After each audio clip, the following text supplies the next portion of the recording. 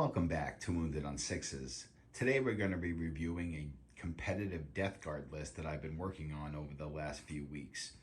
The list is not quite ready yet, but I figured I would review the list and show everybody my progress with the Death Guard.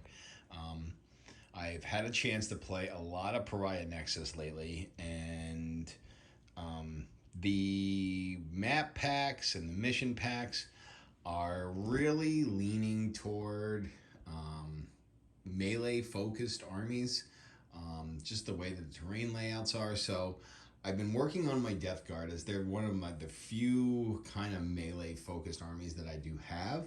So that's kind of the reason for working on a Death Guard list here. So first off, I have a unit of 10 Poxwalkers. These guys are great for screening, either screening my backfield or screening the front of my deployment zone. If we think that we're going to get jailed, we're going to try to put the Poxwalkers up on the line and move them forward if possible. If not, we're going to have them screen out our backfield. We then have one unit of 10 Plague Marines. We have 2 bubonic weapons, 2 heavy plague weapons, 2 heavy weapons, a melta and a plasma gun, 2 guys with bolters and knives, a guy with a blight launcher, and then the commander with a plasma gun and a heavy plague weapon.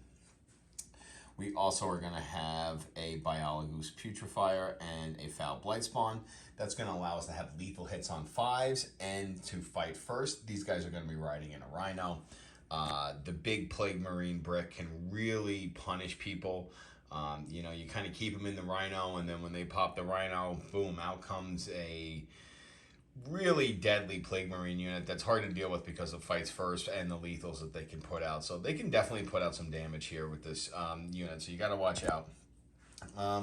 Moving over here, we have our Terminator suite, and I'm a big fan of Death Guard Terminators, and I think that they're getting better and better and better as the meta and the index moves along. So we have 2 units of Death Shroud. One is going to be led by the Lord of Contagion. The Lord of Contagion is going to have the Deadly Pathogen enhancement, which makes him really, really good. He will give him +1 strength and attacks, and then +2 strength and attacks if we're within range of an infected objective marker. With the Contagion, minusing everybody's toughness, he could be wounding vehicles on 3s, which is really, really good for an infantry character and something that we might need to do. So yeah, he can just really slap. And then the Death Shroud will help to keep them all alive for longer by reducing, basically making them -1 to wound if someone has an advantage to wound them. And they'll also get to reroll their wounds in combat, which is really nice as well. So we then have another unit of Death Shroud with Typhus. If you had not played against Typhus or played with Typhus, you're missing out. He's just fantastic. He has a fantastic psychic attack. He's really good on the in melee. Just overall great unit to have, and he works well with the Death Shroud, and the Death Shroud work well with him. Moving over, we have 2 units of Blight Lords. The Blight Lords, they're not as great as they've been in other editions, but in each of these squads, I am running them with a Sorcerer in Terminator armor.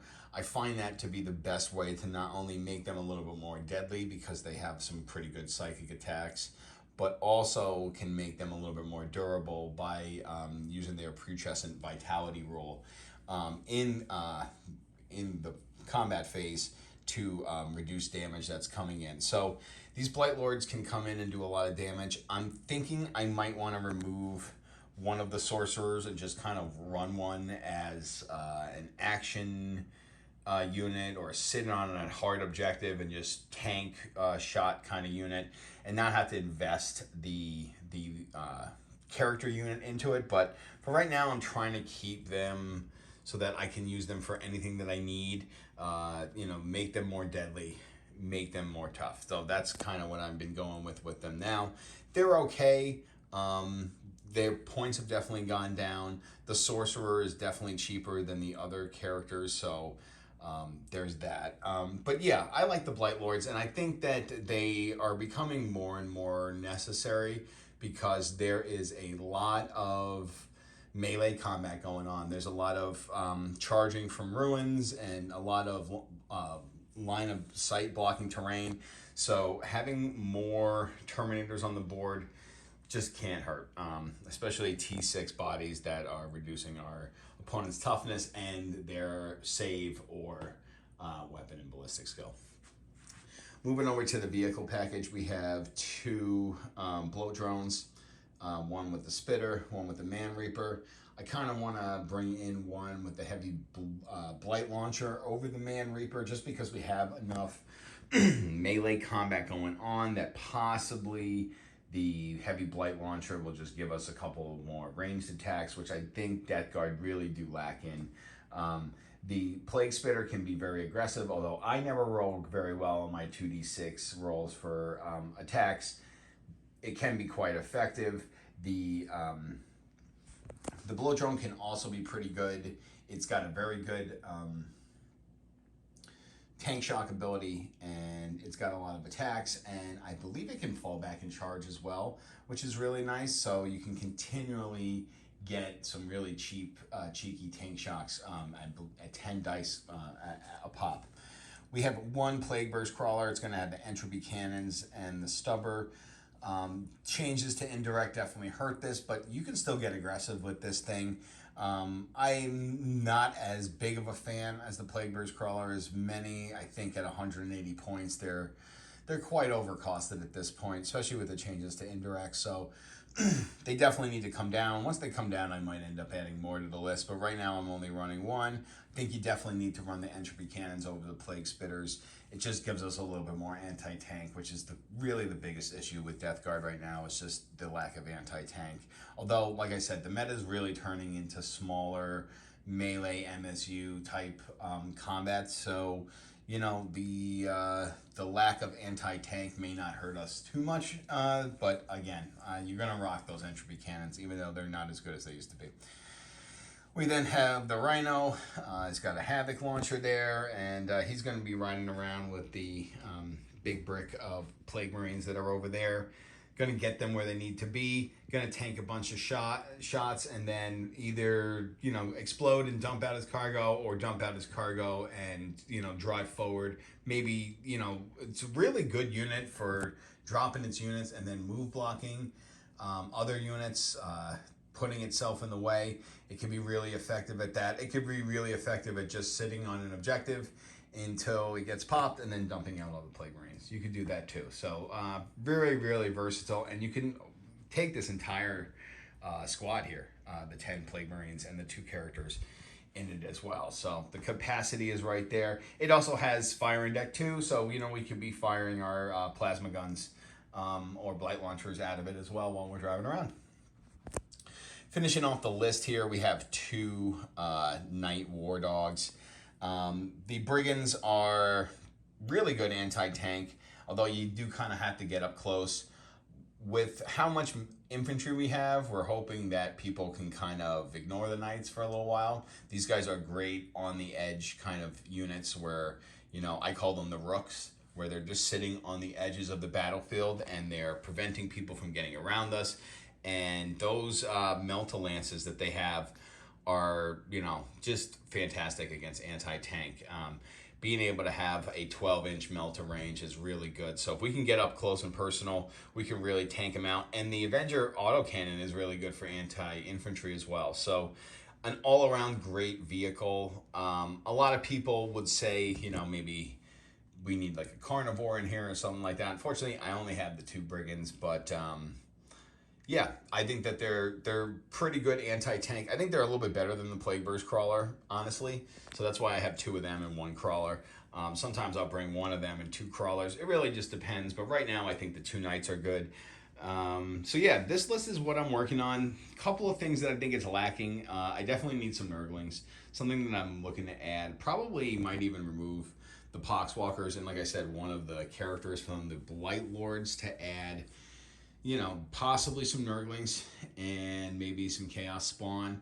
Just some more different types of units that kind of give me some utility. I kind of feel like a lot of times with Death Guard, it's like, yeah, we have some great infantry. We have some decent tanks, but we don't have a lot of like do stuff units. We don't have a lot of action monkey units.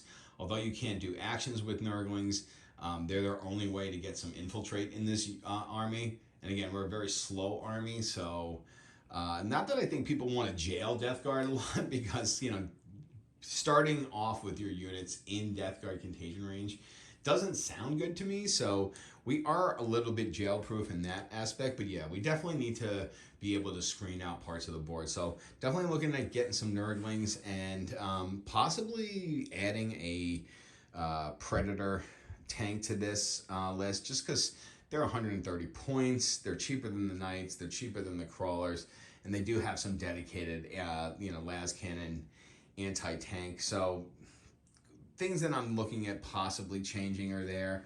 Also, like, I may want to swap this out for the heavy Blight launcher variant. But other than that, the list is pretty good, especially this this unit of Plague Marines. They've just been fantastic. Whatever I send them to do, they kill. So really, really good. So yeah, this is what I've been working on. I've also, of course, been working on AdMech list, Tau list. I've also been teaching my son how to play Warhammer. He's 11. He's been playing with my Ultramarines. We've been having a lot of fun there. So I've been very busy in the Warhammer space. Don't have anything competitively coming up until next month. So I'm definitely going to start brewing for my next competitive event. I don't exactly know what I'm going to bring to that event yet, but it could be Death Guard, could be Tau, could be AdMech, could be Ultramarines. Who knows? Could borrow one of my friend's armies and play one of those. I do not know yet, but we're going to have a lot more regular videos coming out here on the channel. I think next on the docket is a Tau video on update to my Cayune list, which I'm sure everybody's been waiting for. So if you haven't, go ahead and like the video, and please go ahead and subscribe, and look forward to more Wounded on Sixes.